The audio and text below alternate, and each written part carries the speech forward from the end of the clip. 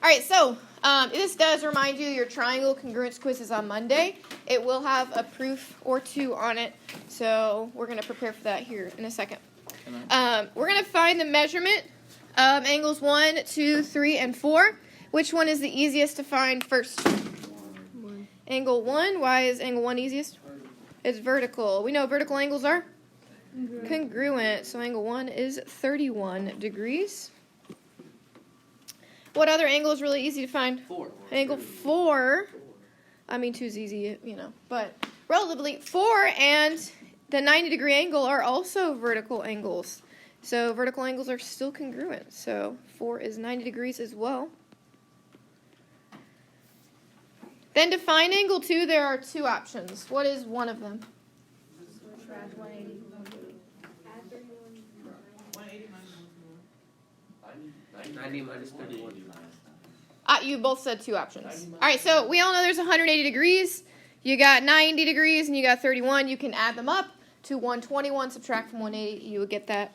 Option 2, if this angle is a right angle, right next door would be a right angle, which would mean angle 2 and 31 make 90 degrees. So you could also just subtract 31 from 90. They're both the same. You'll get the same answer either way. Angle 2 is 59 degrees, which means angle 3 is 59 degrees. Perfect. All right, decide if two triangles are congruent. You learned 5 theorems. Let's list them first. What was the first theorem we learned? You got side, angle, side. We don't have to be picky about the order. I'm sorry I said that, but side, angle, side. So you have two sides marked congruent. Where's the angle in comparison to those sides? Between them. Okay, what is another theorem we learned? SSS. Side, side, side, which meant Side, side, side. all the sides were congruent. We learned another. We learned angle, side, angle, which meant two angles were congruent. Where did the side have to be? In between them. The side had to be touching both the angles. What is another we learned? Angle, angle, side. Angle, angle, side, which meant you had two angles and a side. Where was the side? Between the angles. Opposite. Opposite of one of the angles. So it can't be between one of the angles. So option 1 could look like this. Option 2 could look like that. But that would be angle, angle, side. The last one dealt with a right triangle.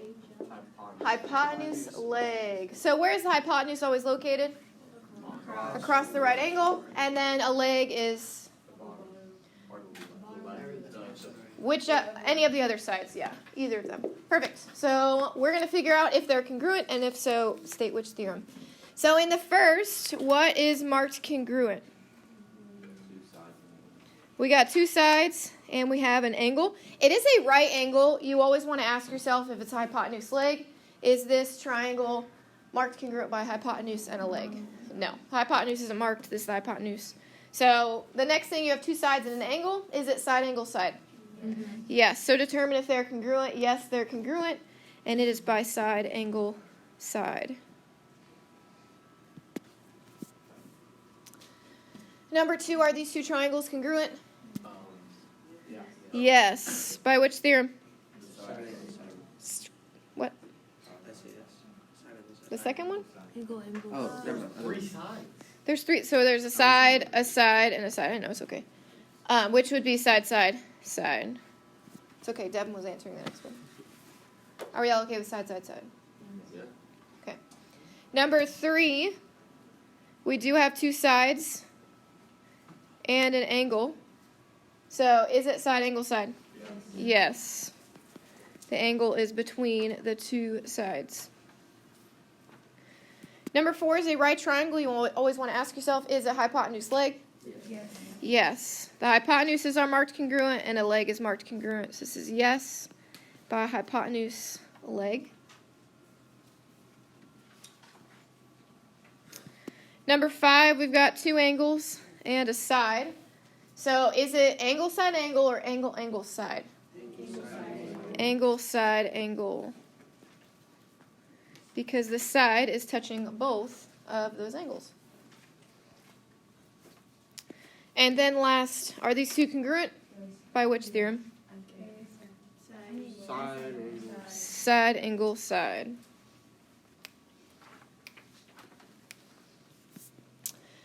So we're going to go to page 2 and talk about proofs. That was the video you did on Tuesday. So you're going to draw 2 columns. Yeah, just do the best you can with the space you got. Brayden, you write really small. I think you can make it work. All right, so the left column had statements, and the right column has reasons. So before you even begin, we're trying to prove that these 2 triangles are congruent. We want to prove triangle ABC is congruent to triangle CDA. So before we even begin our proof, we need to figure out how it's congruent, by which theorem. So what is congruent in this picture already? So compare one triangle to the other. What's marked congruent? So, BC. We got a side, right? BC is marked congruent to AD. What else is congruent in this picture already? They share a side, right? So they share that side. So that means we're proving it's not a right triangle, right? So we can't be proving hypotenuse leg. Do we have 2 angles marked congruent? So we're not proving angle, angle, side, or angle, side, angle. Do we have 3 sides congruent? No. We don't have any information about these. So somehow we're proving side, angle, side, and I will show you how. What do little triangles mean? Parallel. So you have 2 lines that are parallel to each other, and then you have another line that is touching both of them. What do we call one line that touches 2 or more? Transversal. It's called a transversal. So there are relationships formed from a transversal. You're looking for either corresponding angles or alternate interior. Those are normally the ones you'll see. Do we see either of those? We see alternate interior. So inside of the double lines and on opposite sides of, this is your transversal in the middle. So these 2 angles will be congruent. This angle and this angle will be congruent. So did I make up that information? No, I just had to look for those parallel lines and kind of derive it myself. So we are proving that they're congruent by side, angle, side. Okay, so in the end, we need to have that somehow written. So you always introduce it with the givens. So we're going to start with BC is congruent to DA. That's a given.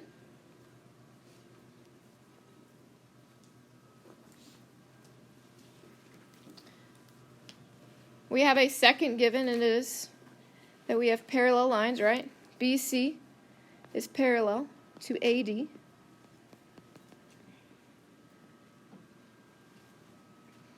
So in the video, I called this your introduction. You always write your givens.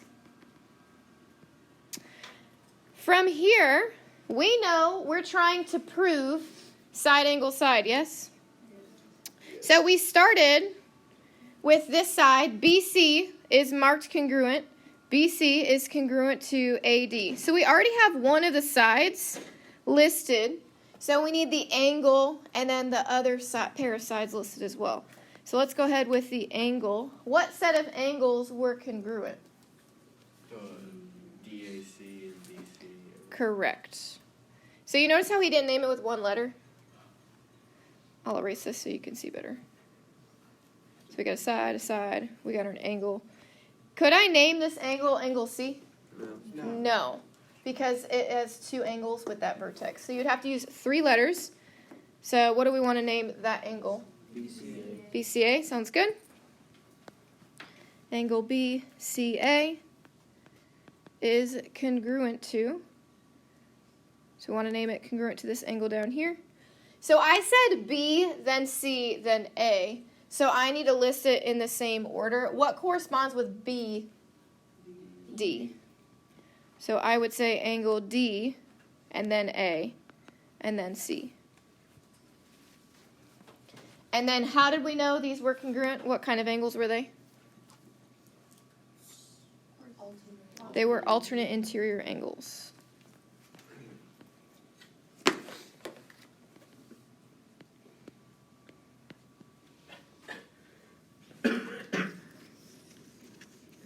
So right now we have a side, we have an angle, so we need to list our last side. You don't have to write the SAS that I'm writing. It just helps me keep track of what we haven't listed to make sure we've proven what we need to prove. We're trying to prove side, angle, side. So my last side, so we said BC and AD already. So the only other side I didn't list was this middle side, right? So go ahead and name it once. What do we want to name it? AC. So you want to be careful when naming this. AC in the first triangle does not correspond with AC in the second triangle. Does everyone see that in the way it's written? What happened is these two triangles are not mirrors of each other. One of them is flipped upside down. So if I said CA for the first triangle, CA for the first, it corresponds with AC in the second. But I said AC, so reverse it. Oh, you're gonna flip them. Yeah, so that's how they wrote it here, right? AC corresponds with CA. They would be written in the same order if it was mirror images. But how did I know that this side was congruent to itself? Which property? The reflection. Reflexive property.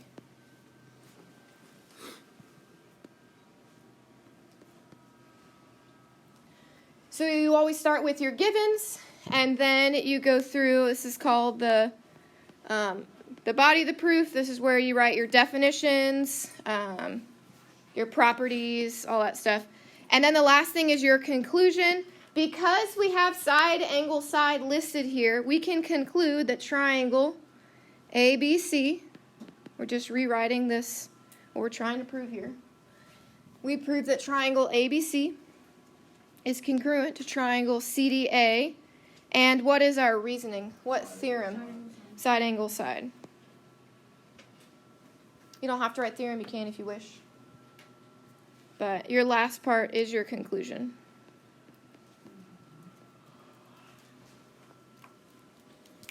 I promise we're going to practice this a couple times. So you're going to go to the next page. We will practice again.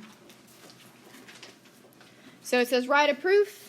Again, you're going to have 2 columns. You have a little more room this time. Your statements go on the left. And your reasons go on the right. We first have to decide how they're congruent. So I got a side congruent to a side congruent to a side. Anything else that is understood?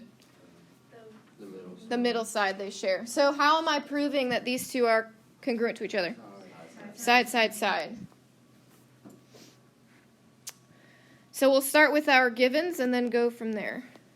We have KL is congruent to NL, and that's a given.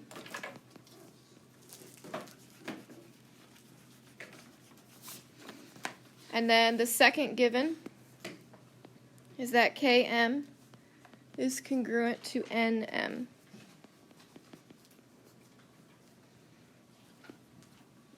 So we want to think about it. We want to make sure we've listed side, side, side. So this first one, they said KL and NL, KL and NL. So that's one of the sides. They said KM is congruent to NM. That is the second set of sides. So we just need the third set. How did we find the third set? The reflexive property, right? So we're going to say LM. LM. You always want to read this statement. So you want to figure out if these are mirror images of each other or if one was flipped like last time. So if you look at LM, does it correspond with LM or ML? LM. So these are a mirror of each other. So we will call the second one LM as well. So LM is congruent to LM, and our reason again was the reflexive property.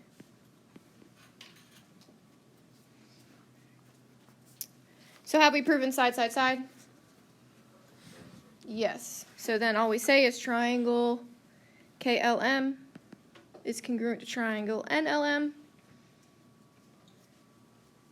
And our reason?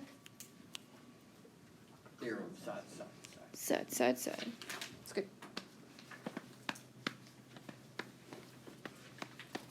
we are going to go to the proofs practice and finish that as well, just for a couple more examples. It's called Triangle Congruence Proof Practice. It's what you did on Tuesday. On the very last page, you're going to see this. The very last page.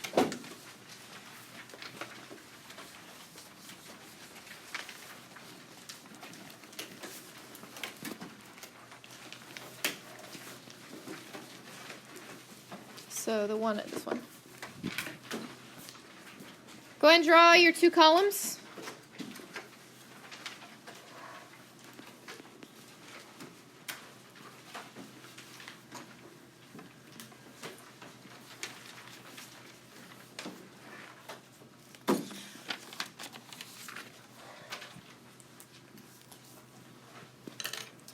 So we're going to decide how we know these two are congruent. So first, the right triangle, you want to ask, is this hypotenuse leg? It is not. The hypotenuses aren't marked congruent. So then from there, we know an angle is congruent to an angle. What else do we know? The right angles are congruent. And then last, we know they share a side. So it is either angle, side, or angle, angle, side. Which one? Angle, angle, side. Good. Wonderful, Braden. It takes so long to find I'm so sorry. The second thing we're going to do, well, I guess first, we're going to write down our givens. Angle ADB and angle CDB.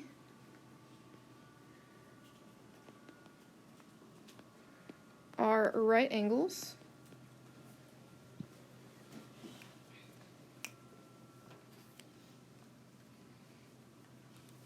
And then our reason, it was given.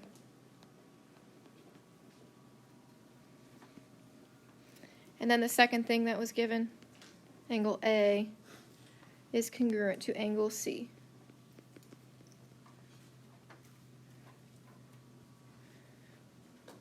All right, so we're trying to prove angle, angle, side. So, does stating that two angles are right angles, does that show that they're congruent?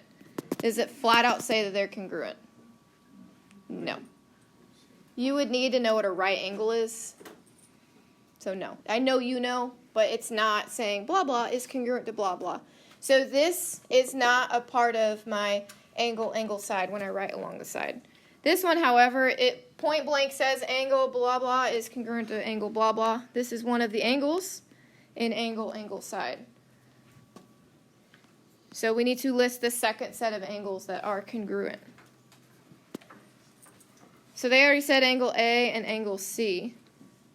So we need to list the two right angles. Can I call them angle D? I cannot. So let's name the angle on the left triangle. What would we call this one? ADB. Angle ADB.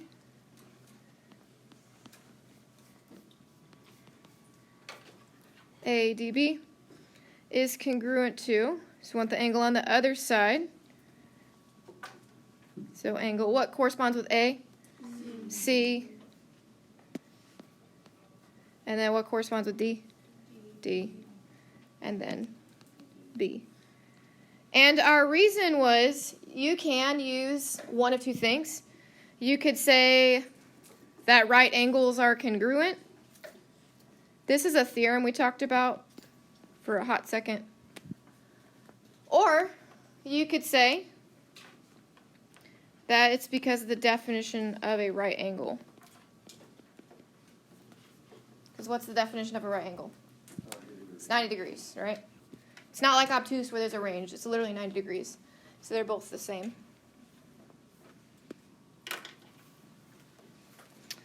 And then last is a side. So that side they share in the middle, we want to name it. Yeah, so if we say DB for the first triangle, is it going to be DB or BD? Yeah, DB again. Just looking at the statement, D corresponds with D. So DB. And then our reasoning is reflexive property.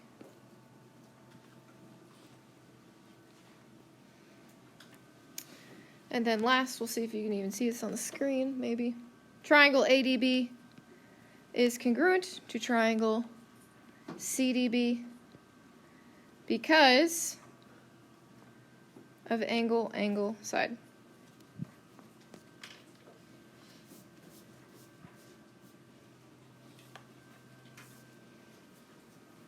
Questions, comments, concerns? Okay. The last one we do together. Yes. So again, you are going to have two columns. You got statements and reasons.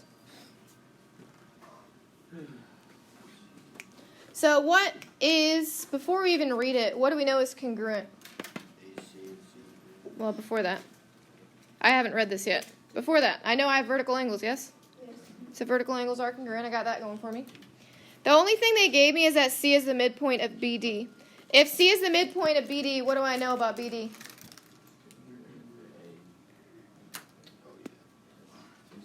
What does a midpoint do? Cuts it in half. So we know that DC is congruent to BC. That's what that means. That doesn't mean the segments are congruent. Like DB and AE, do they look like they're congruent? No. They're not. But C is also the midpoint of AE. So that means that AC is congruent to CE.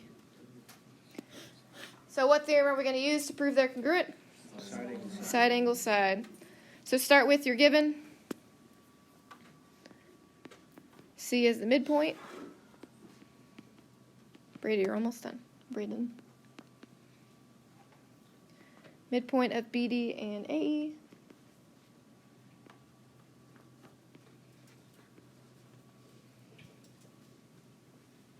That was given. And then we want to prove side angle side. So which side do we want to list? Which pair of sides do we want to list as congruent?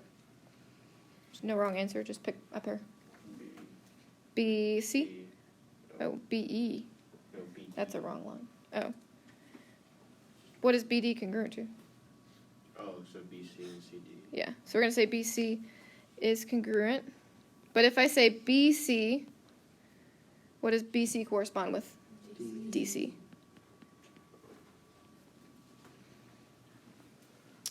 And then the reason that we knew this, you could either list the definition, like a midpoint cuts a segment into two congruent halves, or you could just say, because of the definition of a midpoint.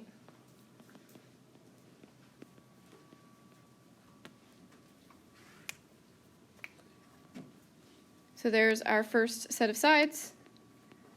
Now we name our angles. We can name the top one first. Can I name it angle C? No. No. What can I name it?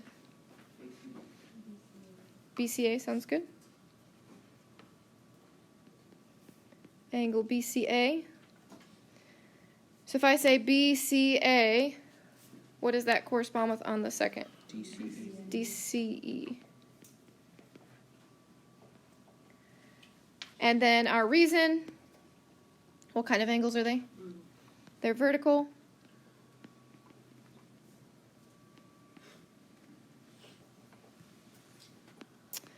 And then last, we want our other set of sides, which were AC. If I say AC, it is congruent with EC. And then whatever you wrote up here, you're going to write again, because it's the same reason. So I'm going to write the definition of a midpoint. Again, you could list the definition of midpoint, or you could write it out in your own words. So at this point, we've proven by side angle side, so we're going to list that we did. Triangle ABC is congruent to triangle EDC, and it is because of side angle side.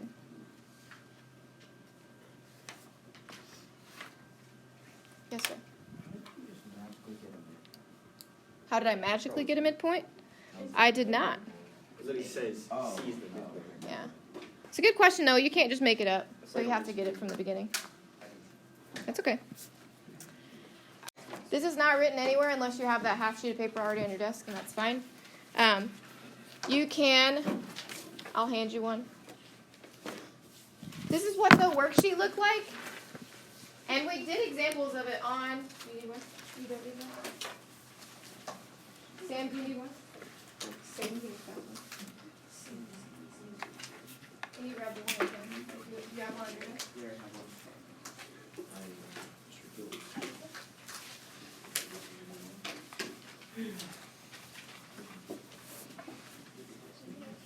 Do you have one on your desk? No. There's an extra. Alright, everyone has one, yes? Okay. State what information, Wesley, what information is required to prove triangle congruence. So we want to prove angle, side, angle. In order to know what's missing, you need to know what you have, right? So of angle, side, angle, what do we have? So We got an angle and we got a side, right? So that means we need an angle. We need an angle. It's okay. We need an angle. Where in this triangle would the angle have to be? Angle L. So guess what you're going to say? Angle L would have to be congruent to angle T. to angle T. That is the only answer to this question. We're going to move on to the side angle side over here. So of side angle side, we definitely have a side, right? What else do we have? We've got vertical angles. So we are missing a side.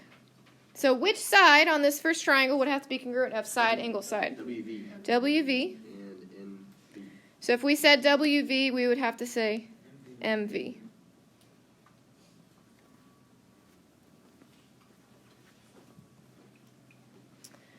The next one, we want side, side, side. So how many sides do we know are congruent? Well, there's supposed to be 3, but how many are in this picture?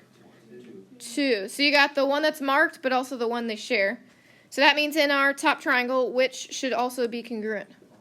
RS. And what would RS have to be congruent to? If I said RS, DQ. Yes, sir. On the worksheet, is it okay if, even if it's understood that they're congruent to each other, you put that? No. So their only answer is this. You don't list QS as congruent to QS because it already is. That makes sense. So you're just listing whatever is missing. So angle, angle, side. We have an angle to an angle. And then a side they share. So that means we are missing an angle. So which angle in our first triangle? Angle D. Angle D would need to be congruent to angle S.